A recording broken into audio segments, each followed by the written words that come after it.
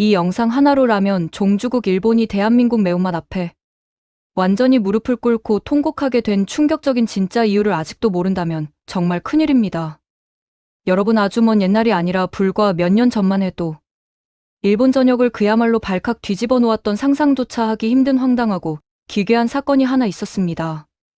당시 일본 기상청에서 엄청난 규모의 초대형 태풍이 일본 열도를 정면으로 강타할 것이라는 무시무시한 예보를 실시간으로 긴급하게 타전하기 시작하자마자 일본 대도시의 수많은 사람들은 엄청난 공포와 패닉에 휩싸여 너나 할 것 없이 전국의 모든 대형 마트와 동네 편의점으로 미친 듯이 몰려들어가기 시작했습니다. 그들은 생존을 위해 비상식량을 전부 싹쓸이해 버리는 엄청난 사재기 대소동을 벌였고, 그 과정에서 전국의 마트라면 코너의 진열대는 그야말로 순식간에 먼지 하나 남지 않고 텅텅 비어버리면서 온 나라가 대혼란에 빠졌던 상황이었습니다.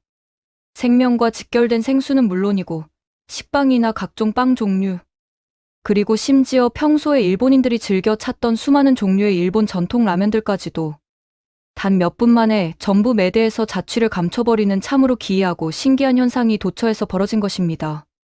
그런데 여기서 정말로 믿기 힘든 기막힌 광경이 목격되었는데, 수천 수만 가지의 식료품이 전부 사라진 그 텅 빈 선반 한가운데 오직 딱 한 종류의 라면만은 신기하게도 누구의 손길도 닿지 않은 채 그대로 덩그러니 외롭게 남아 있었습니다. 그 비극적이고 묘한 현상의 주인공이 바로 대한민국 사람이라면 누구나 가슴속에 품고 있고 우리에게 너무나도 친숙하고 익숙한 저 유명한 신라면이었습니다. 이 충격적인 현상을 담은 현장 사진이 일본의 거대한 인터넷 커뮤니티 공간과 사회관 개망 서비스를 타고 순식간에 전국으로 쫙 퍼져나가면서 일본 네티즌들 사이에서 그야말로 한바탕 뜨겁고 격렬한 논쟁과 비아냥이 불붙듯 시작되었습니다. 당시 오만한 일본인들은 나라가 당장 망하는 극한의 재난 상황이 코앞에 닥쳐와도 한국 라면만큼은 죽어도 돈 주고 안 사 먹는다는 식의 노골적이고 감정이 섞인 비하 발언과 비아냥을 마구 쏟아내기 시작했습니다. 당장 먹을 음식을 구하지 못하면 굶어 죽을지도 모르는 그 절박하고 절체절명의 위기 상황 속에서도 대한민국 라면만큼은 끝까지 손을 대지 않는 것이 일본인의 높은 자존심이자 미덕이라는 식의 어처구니 없고 유치한 조롱이 가득했던 것입니다. 여러분, 참으로 기가 막히고 분통이 터지는 상황이 아닐 수 없는데 과연 이 오만한 태도가 얼마나 오래 갈 수 있었을까요? 하지만 여러분, 불과 몇 년이라는 세월이 흐른 지금 우리가 목도하고 있는 일본 현지의 실제 상황은 당시에 그들이 부리던 거만한 고집을 비웃기라도 하듯 완전히 거꾸로 180도 뒤집혀버렸습니다. 이제는 일본 열도의 아주 경미한 태풍 예보나 비 소식만 살짝 뜨기만 해도 일본 전역의 대형 마트와 유통 매장에서 가장 먼저 전량 품절되고 눈 깜짝할 사이에 동나는 최고의 인기 라면이 바로 다름 아닌 대한민국의 신라면이 되었기 때문입니다. 인스턴트 라면이라는 위대한 음식을 인류 역사상 세상에서 가장 처음으로 스스로 발명해 내어 전 세계에 보급했다는 자부심으로 가득 차서 스스로를 라면의 종주국이라 소리 높여 부르던 일본 땅 한복판에서 참으로 믿기 힘든 기적이 일어난 것입니다. 현재 대한민국의 신라면은 일본의 전체 매운 라면 시장에서 무려 40%가 넘는 독보적이고 압도적인 시장 점유율을 기록하며 당당하게 1위 자리를 꺼 움켜쥐고 있습니다. 매년 연간 7조 원이 훌쩍 넘는 상상을 초월하는 거대한 규모를 자랑하는 일본의 전체 라면 시장 한복판에서 이토록 경이롭고 대단한 역전극이 펼쳐지고 있다는 사실은 우리에게 엄청난 카타르시스와 자부심을 선사해줍니다. 더욱이 놀라운 사실은 라면 종주국이라는 단단한 자존심을 목숨처럼 아끼던 일본의 부동의 1위와 2위라면 대기업들이 한국의 신라면을 대놓고 모방하고 따라하면서 한국식 매운 라면 제품들을 부랴부랴 출시하기 시작했다는 점입니다. 도대체 어떻게 이런 영화보다 더 영화 같은 대역전극이 일본 땅에서 펼쳐질 수 있었던 것인지, 오늘 이 시간 가슴 웅장해지는 그 진짜 이유와 숨겨진 비화들을 처음부터 끝까지 하나하나 철저하게 파헤쳐 보겠습니다. 우선 우리가 본격적인 이야기를 시작하기에 앞서 반드시 뼈저리게 짚고 넘어가야 할 역사적 사실이 하나 존재합니다. 과연 일본이라는 나라가 라면이라는 음식 카테고리에 있어서 인류 문화사적으로 도대체 어떤 위치를 차지하고 있는 나라인지 그 무게감을 명확하게 인지해야 이 승리가 얼마나 값진 것인지 알 수 있습니다. 일본은 단지 라면을 남달리 좋아하고 많이 소비하는 수준의 나라가 결코 아닙니다. 오늘날 전 세계인들이 밤마다 끓여 먹는 인스턴트 라면이라는 독창적인 식품 형태를 세계 최초로 발명해내어 지구촌 전체에 퍼뜨린 장본인이 바로 일본이라는 움직일 수 없는 사실입니다. 이 흥미진진한 역사의 서막은 1958년이라는 아주 머나먼 시절로 한참 거슬러 올라가게 됩니다. 당시 안도 모모오쿠라는 이름을 가진 47살의 중년 사업가가 있었는데 이 사람은 인생의 황혼기에 접어드는 나이에 하던 사업이 완전히 폭삭 망해버리면서 전 재산을 날리고 길거리로 나앉은 빈털터리 신세였습니다. 절망 속에서 하루하루를 보내던 어느 아주 매섭고 추운 겨울날 그는 우연히 길거리를 지나가다가 수많은 사람들이 허름한 포장마차 앞에 끝이 보이지 않을 정도로 길게 줄을 서서 따뜻한 라멘 한 그릇을 먹기 위해 애타게 기다리는 모습을 보았습니다. 그 순간 그의 뇌리를 스치는 번뜩이는 아이디어가 하나 있었는데 그것은 바로 집에서 아주 간편하고 손쉽게 끓는 물만 부으면 단 몇 분 만에 완성되어 바로 먹을 수 있는 마법 같은 라면을 만들면 어떨까 하는 생각이었습니다. 그는 이 무모해 보이는 생각 하나만을 굳게 믿고 자신의 집 뒷뜰에 위치한 작고 어두운 나무 창고 안에서 밤낮을 가리지 않고 잠을 줄여가며 끈질기게 연구와 실험에 매달렸습니다. 그리고 마침내 국수를 기름에 튀겨서 면발 속의 수분을 완전히 증발시켜 장기 보관이 가능하게 만드는 획기적이고 천재적인 제명 공법을 알아내기에 이릅니다. 그렇게 해서 인류 역사상 최초로 세상의 모습을 드러낸 인스턴트 라면이 바로 저 유명한 치킨 라면이었던 것입니다. 이 위대한 발명을 통해 그가 세운 회사가 바로 지금 이 순간까지도 일본 라면 업계에서 절대로 깨지지 않는 부동의 1위 왕좌를 지키고 있는 그 유명한 니신 식품입니다. 여러분, 하지만 여기서 끝이 아니라 안도 모모오쿠는 1971년에 또 한 번 전 세계 인류의 식문화를 완전히 뒤흔들어 놓는 엄청난 사건을 터뜨리게 됩니다. 그것은 바로 단단한 종이컵 용기 안에 면발과 스프를 가득 담아서 별도의 냄비나 그릇이 없어도 어디서든 뜨거운 물만 있으면 즉석에서 취식이 가능한 컵누들, 즉 세계 최초의 컵라면까지 그가 직접 창조해낸 것입니다. 우리가 매일 편리하게 즐기는 봉지라면과 컵라면의 원천 기술과 제품이 전부 일본의 한 창고에서 처음으로 시작되어 세상 밖으로 나온 결과물들이라는 뜻입니다. 그러니 일본 사람들에게 있어서 라면이라는 존재는 단순하게 한 끼 식사를 때우는 저렴한 음식을 넘어서서 자신들이 직접 문명을 개척하고 온 세상에 전파해준 가장 자랑스럽고 위대한 문화유산이자 자존심 그 자체였던 것입니다. 라면의 진짜 원조는 무조건 우리 일본이라는 아주 강하고 단단한 자부심을 가슴 깊이 품고 살아가던 사람들이 바로 일본인들이었습니다. 게다가 여러분, 현재 일본의 국내 라면 시장은 그 규모부터가 우리가 상상하는 것 이상으로 어마어마하고 거대합니다. 매년 펼쳐지는 연간 시장 규모가 대한민국 돈으로 대략 7조 원에 육박하고 있으며 놀랍게도 매년 1000개가 넘는 완전히 새로운 신제품들이 시장에 출시되었다가 소비자들의 냉정한 평가를 받고 소리 소문 없이 사라집니다.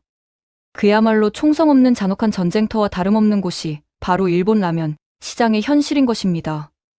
단 1년 동안 1000개의 신제품이 쏟아져 나오면 그 치열한 생존 경쟁 속에서 살아남아 정식 메뉴로 안착하는 제품은 손에 꼽을 정도로 매우 드물고 눈물겨운 일입니다. 어지간히 뛰어난 맛이나 독창성이 없다면 감히 명함도 내밀지 못하는 세계에서 가장 까다롭고 진입 장벽이 높은 라면 시장인 셈입니다.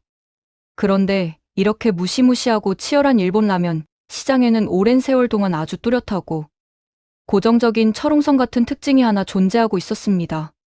그것은 바로 일본인들이 태어날 때부터 평소에 선호하고 좋아하는 라면의 맛이 3가지 카테고리로 엄격하게 정해져 있었다는 사실입니다. 깔끔한 간장으로 국물 맛을 낸 쇼유라면, 구수한 된장을 베이스로 삼은 미소라면, 그리고 돼지뼈를 아주 오랜 시간 정성껏 구워서 진하게 만든 돈코츠 라면까지. 이 3가지가 일본 라면 시장의 거의 전부를 차지하고 있었습니다. 이 전통적인 3가지 맛의 공통점이라고 한다면 다들 자극적이지 않고 담백하거나 깊고 진한 풍미를 내며 아니면 약간 달콤하면서도 짭조름한 감칠맛을 지향한다는 점입니다. 그렇다면 여러분, 여기서 아주 당연한 의문이 하나 생기지 않습니까? 도대체 인간이 느낄 수 있는 가장 강렬한 맛인 매운맛은 왜 일본 라면 시장에서 보이지 않았던 것일까요? 놀랍게도 매운맛 라면이라는 존재는 과거 일본 시장에서 사실상 비주류 중에서도 한참 밑바닥에 위치한 유령 같은 존재에 불과했습니다. 여러분도 이미 너무나 잘 알고 계시겠지만 대다수의 일본 사람들은 태생적으로 고추 특유의 화끈하고 매운 음식을 잘 먹지 못하기로 전 세계에서 아주 유명한 아이덴티티를 가진 사람들입니다. 그들은 고추가 주는 얼큰하고 짜릿한 고통이자 즐거움인 매운맛 자체에 노출되거나 익숙해질 기회조차 어린 시절부터 전혀 없었던 것입니다. 그러니 매운 라면 같은 자극적인 제품은 일본의 대형 마트 선반에서 찾아보기 힘든 것이 너무나도 당연한 상식이었습니다.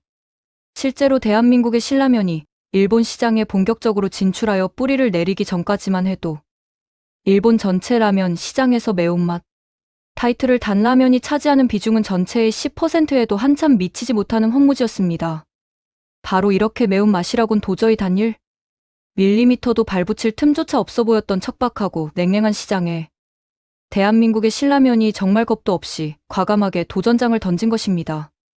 그런데 여러분, 신라면이라는 위대한 라면이 과거 대한민국 땅에서 과연 어떻게 탄생하게 되었는지 그 깊은 뒷이야기를 알게 되시면 이 도전이 왜 그토록 무모해 보였으며 동시에 얼마나 위대한 결정이었는지 금방 깨닫게 되실 것입니다.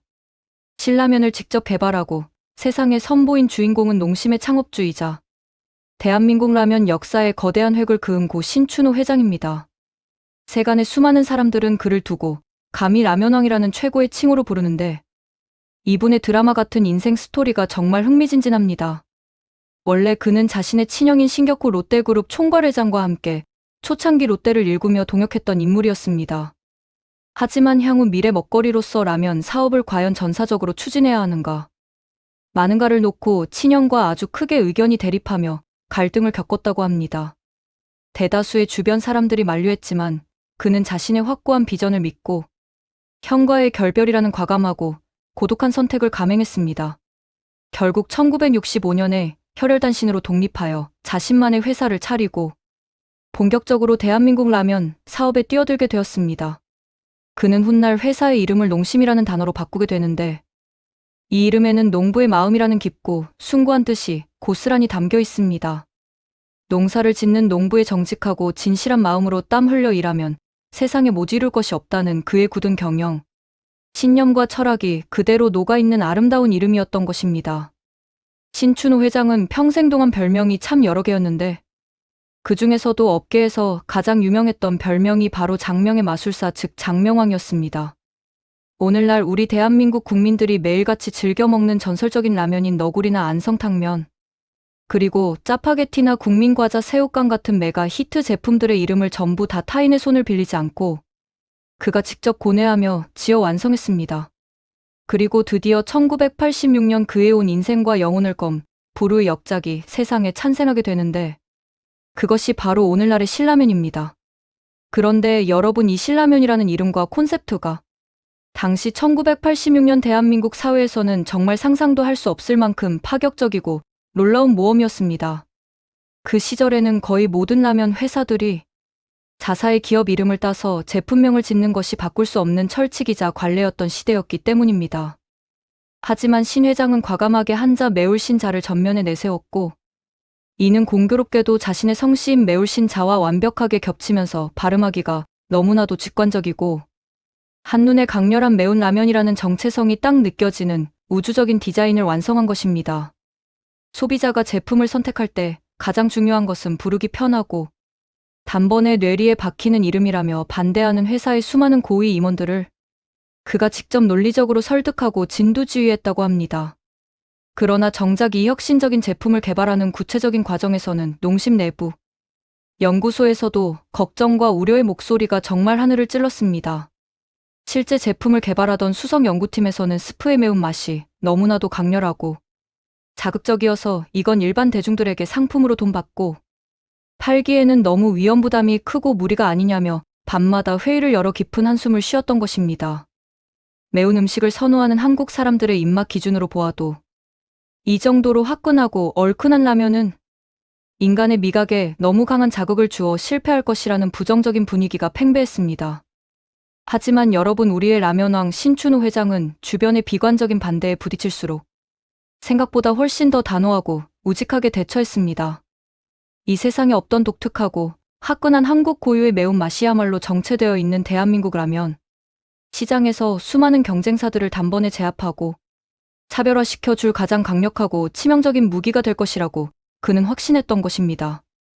그는 전 임직원들 앞에서 이 맛을 절대 타협하지 말라며 힘주어 소리쳤고 제품 출시를 아주 강력한 리더십으로 밀어붙였습니다.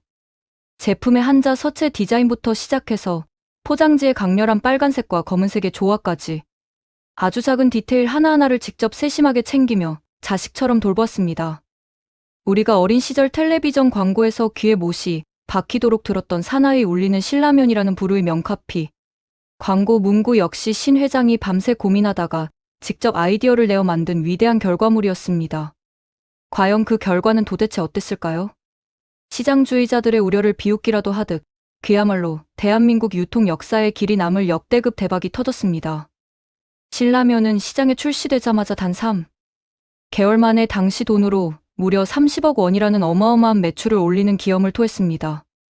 그리고 마침내 1991년부터는 대한민국 전체 라면 시장에서 부동의 1위 왕좌에 우뚝 올라서서 30해가 넘는 긴 세월 동안 지금까지 단 한 번도 그 영광의 자리를 남에게 내준 적이 없는 신화를 써 내려가고 있습니다. 매운맛에 대한 신 회장의 뚝심 있는 확신이 대중의 미각과 정확하게 일치하며 맞아떨어진 것입니다. 그리고 여러분, 이 강렬한 확신과 타협하지 않는 온고집이 바로 훗날 일본의 거대한 라면 시장을 완벽하게 정복하게 만드는 가장 핵심적이고 위대한 열쇠가 됩니다. 자, 그렇다면 우리의 무대를 다시 일본 현지로 한번 돌려보겠습니다. 사실 우리 대중들이 잘 모르는 사실이 하나 있는데 농심이 일본 땅에 처음으로 발을 들였던 시기는 신라면이 세상에 태어나기도 훨씬 전인 1981년이었습니다. 그런데 여러분, 이때 농심이 일본 도쿄에 지사를 설립했던 목적은 당장 라면을 팔아서 눈앞에 돈을 벌려던 얕은 상술이 결코 아니었습니다. 오히려 라면의 선진국이자 종주국인 일본의 초현대식 제조 기술과 유통 노하우를 현지에서 직접 눈으로 보고 배우기 위해 도쿄에 작은 사무소를 차린 것이었습니다. 쉽게 말하면 종주국의 스승들에게 가서 한 수 제대로 배워보겠다는 겸손하고 처절한 자세로 시작했던 것입니다. 그러다가 1986년에 신라면이라는 지구상 가장 강력한 핵무기가 드디어 농심의 손에 쥐어지게 되면서 농심은 본격적으로 일본 주류 시장을 향해 위대한 도전장을 내밀게 되었습니다. 신라면은 일본에 출시된 그 해부터 일본 현지에 거주하며 온갖 차별을 견디던 제1교포 사회와 한인 커뮤니티를 중심으로 조금씩 입소문을 타며 아름아름 팔리기 시작했습니다. 나그네처럼 타국 땅에서 고향의 그리운 맛을 눈물로 떠올리던 수많은 교포들에게 신라면의 얼큰한 국물은 단순한 음식을 한참 넘어서서 영혼을 위로해주고 타향살이의 서름을 달래주는 눈물겨운 존재였던 것입니다. 하지만 여러분, 일본의 진짜 메인스트림 주류 시장, 즉 일반 순혈 일본인 소비자를 상대로 감행한 정면 승부의 결과는 참담하다 못해 냉혹할 정도로 처참했습니다. 당시 신라면을 처음 접한 일본 현지 대중들의 반응은 그야말로 차가운 얼음장처럼 싸늘하게 식어 있었습니다. 이건 도저히 온전한 정신을 가진 인간이 입에 넣고 먹을 수 있는 음식이 아니다. 라거나 한 젓가락 먹자마자 혀가 마비되어 마취된 것처럼 어안이 벙벙하다 혹은 맛의 깊이는 전혀 없고 왜 이렇게 무식하게 맵기만 하냐는 식의 엄청난 혹평과 멸시가 끝도 없이 쏟아졌던 것입니다. 평생 동안 맑고 담백하며 달짝지근한 국물 요리에만 길들여져 있던 일본인들의 연약한 입맛의 신라면. 특유의 고추기름 가득하고 얼큰하며 화끈한 매운맛은 문화적 충격을 넘어 미각적 테러에 가까웠던 것입니다.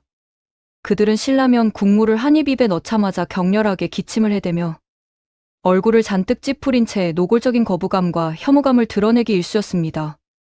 그 때문에 신라면은 일본 유통시장에서 정말로 서글프고 오랜 시간 동안 무려 15년이 넘는 암흑기 동안 변두리 수입상가 구석에서 철저하게 외면당하며 눈물 젖은 빵을 먹어야 했습니다. 앞서 제가 설명해드린 그 비극적인 태풍 사재기 사진 속에서 모든 일본 라면이 동나도 신라면만 홀로 매대에 쓸쓸하게 버려져 있던 슬픈 모습이 바로 이 시절 농심이 감내해야 했던 참담한 현실의 상징이었습니다. 재밌게 보셨다면 구독과 좋아요, 알림 설정 부탁드립니다.